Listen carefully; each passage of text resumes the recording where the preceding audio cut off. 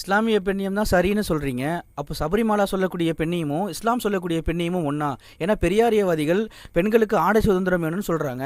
ஆனால் நீங்கள் சொல்கிறது வந்து பெண்களை மூடி மறைக்கணும்னு சொல்கிறீங்க. அதாவது சபரிமாலா சொல்லக்கூடிய பெண்ணியமும் இஸ்லாம் சொல்லக்கூடிய பெண்ணியமும் ஒரே பெண்ணியமா? இஸ்லாத்துல பெண்களுக்கு வந்து என்ன பெண்ணுரிமை கொடுக்கப்பட்டது, மூடிய வைக்கிறாங்களே அப்படின்றாங்க. இது வந்து பொதுவாக இஸ்லாத்தை அறியாத அல்லது அரைகுறையாக இஸ்லாத்தை அறிந்தவர்கள் சொல்லக்கூடிய ஒரு குற்றச்சாட்டு இது. இஸ்லாம் வந்து பெண்களை மூடி வைக்க சொல்லுது, பூட்டி வைக்க சொல்லுது அப்படின்னு சொல்லி. இஸ்லாம் வந்து அதாவது ஒரு உதாரணம் சொல்றதா இருந்தா, ஒரு சாக்லேட் விற்கிறான் கடையில, அந்த சாக்லேட்டை சும்மா அப்படியே தராம அவன் கவர் போட்டு பூட்டி கொடுக்குறான். ஒரு எறும்பு மொக்காம ஈ மொக்காம. ஏன்னா சாக்லேட் என்பது இனிமையான பொருள். அந்த இனிமையான பொருளை சாப்பிட வேண்டியது ஆண்கள், மனிதர்கள். அந்த இனிப்பான பொருளை சாப்பிட வேண்டியது ஆண் பெண் மனிதர்கள். அந்த மனிதர்கள் வாயில வைக்கிறதுக்கு முன்னாடியே கண்ட எறும்பும் கண்ட ஈயும் கண்ட கொசுவும் வந்து அதை சாப்பிட்டு அதை கெடுத்து விடக்கூடாது என்ற நோக்கத்தில் தானே நல்ல ஒரு குவாலிட்டியான பொருளை நல்லா சுத்தி கொடுக்குறாங்க. இதைத்தான் இஸ்லாம் என்ன சொல்கிறது என்றால், ஒரு பெண் என்பவள் அவள் வந்து கண்ட எறும்பும் கண்ட ஈயும் கண்ட பூச்சியும் அவளை சுவைக்க வரும். ஏன்னா அவள் மேல இயற்கையா ஒரு இனிப்பு இருக்கின்றது, ஒரு ஈர்ப்பு இருக்கின்றது. அந்த ஈர்ப்பை நோக்கி வரக்கூடிய அந்த ஈ, கொசு, பூச்சி போன்றவர்கள் பாதுகாப்பதற்காக அந்த சாக்லேட் மூடுற மாதிரி இந்த பொண்ணை மூடி வைங்கன்னு சொல்றாங்க. இது என்ன தப்பு இது? இதனால வந்து அவளை வந்து நம்ம கொத்தடிமையா வைக்கிறோம், எங்கேயும் வெளியே போறது இல்ல, வெளியே அனுப்புறதுன்னு சொல்ற எவ்வளவு பெரிய அவதூறு. ஒரே ஒரு எக்ஸாம்பிள் சொல்றேன், ஒரே உதாரணம் சொல்றேன். நாங்க வந்து ஒரு IAS அகாடமி நடத்துறோம். மாணவர்களுக்கு, முஸ்லீம்களுக்கும் முஸ்லீம் அல்லாதவர்களுக்கும் இலவசமான ஒரு IAS அகாடமி நடத்துறோம். நிறைய மாணவர்கள், நூற்றுக்கணக்கான மாணவர்கள் அதுல படிச்சு, மாணவிகள் படிச்சு அரசாங்கத்தில் உயர் பதவிகள் போனாங்க. நான் நடத்தினேன். அதுல பெண்களுக்கு தனியா நடத்தணும். அந்த பெண்கள் IAS அகாடமியில ஏவோவா இருந்து என்னுடைய மனைவி ஏவோவா இருந்தாங்க. நான் வந்து அதுக்கு அந்த ட்ரஸ்டுக்கு சேர்மனா இருந்து பெண்களுக்கு தனியாக அவங்கள தனி வகுப்பறை, தனி ஹிஜாபு, தனி அத்தனை பெண்களும் முழுமையான ஹிஜாபோட உள்ளவங்க. அங்க படிச்ச அத்தனை பெண்களும் முழுமையான ஹிஜாபோட வந்தவங்க. என் மனைவி முழுமையான ஹிஜாபோட இருக்கிறவங்க. எந்த ஆண்களையும் மனைவி பார்க்க மாட்டாங்க, எந்த ஆணுக்கு முன்னாடி நிக்க மாட்டாங்க. அந்த என்னுடைய மனைவிக்கு எந்த ஆணுக்கு முன்னாடி நான் நின்று பேச மாட்டேன் அப்படிங்கிற அந்த கொள்கையை கொண்ட என் மனைவிக்கு ஒரு பெண்களுக்கான IAS அகாடமி நடத்துவதற்கு அந்த இஸ்லாம் தடையா இல்லையே. என் மனைவி போய் நடத்தினாங்களா பிராக்டிகலா?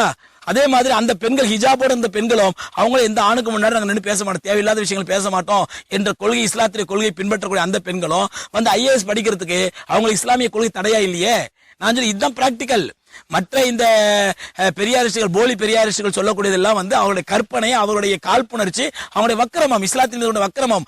உண்மை யதார்த்தம் என்ன அப்படின்னு சொன்னா, நாங்களாம் முழுமையா ஹிஜாபை பத்தி வலியுறுத்துறவங்க, எங்க வீட்டு பெண்கள் முழுமையா ஹிஜாபை ஃபாலோ பண்றவங்க.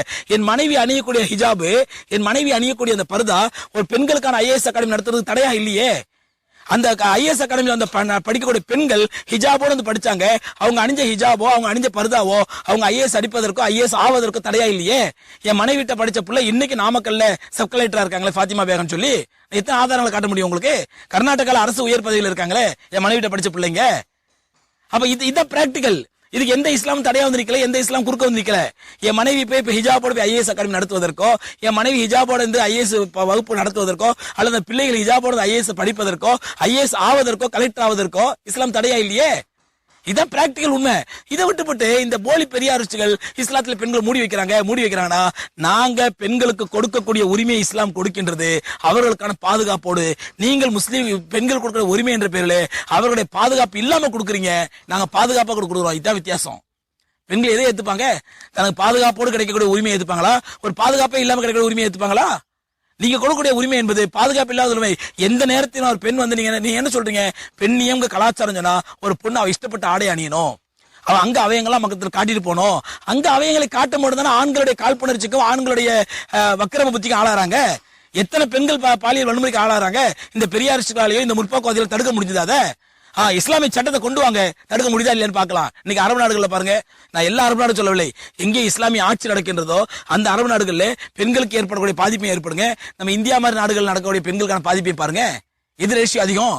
யதார்த்தத்தை புரிஞ்சுக்க விரும்புங்க, தயவு செஞ்சு யதார்த்தத்தை புரியுங்க, உண்மை என்னன்னு பாருங்க. அதை விட்டுட்டு சும்மா போலித்தனமா உட்காந்துட்டு பூட்டி வைக்கிறாங்க சொல்லி எந்த விதத்துல நியாயம் எது? அதனால யதார்த்தம் என்னவென்றால், உண்மை என்னவென்றால், எது நடக்கிறதோ, சம்பவம் நடக்கிறதோ அதுதான் உண்மை. எது நிகழ்கிறதோ நிகழ்வுகள் அதுதான் யதார்த்தம். அதை விட்டுட்டு யதார்த்தத்தையும் சம்பவங்களையும் பார்க்காம நீங்க கற்பனையில உட்காந்து குதிரை ஓட்டிட்டீங்கன்னா இது எந்த விதத்துல நியாயம் இது? அதனால இஸ்லாம் என்பது பெண்களுக்கு முழு பெண்ணுரிமை கொடுக்கிறது. சகோதரி சபரிமாலா தேர்ந்தெடுத்த பெண்ணியம் தான் இஸ்லாமிய பெண்ணியம். அவர் சரியான இஸ்லாமிய பெண்ணியத்தை பற்றி பேச ஆரம்பித்திருக்கிறார். பெர்ஃபெக்ட் திருமணமான அனைத்து ஆண்களுக்கும் ஒரே தீர்வு 100% இயற்கை வயாகரா 100% ஹலால் முறையிலும் தயாரிக்கப்படுகிறது. எவ்வித கலப்படமும் கிடையாது, பக்க விளைவுகளும் கிடையாது. முழுக்க முழுக்க இயற்கை முறையிலேயே தயாரிக்கிறோம். மாநிலம் மற்றும் மாவட்டம் வாரியாக டீலர்களும் தேவைப்படுகிறார்கள். மிஸ்டர் பெர்ஃபெக்ட், இது உங்களை ஆக்கும் மிஸ்டர் பெர்ஃபெக்ட். மேலும் விவரங்களுக்கு கீழுள்ள எண்ணை அணுகுங்கள்.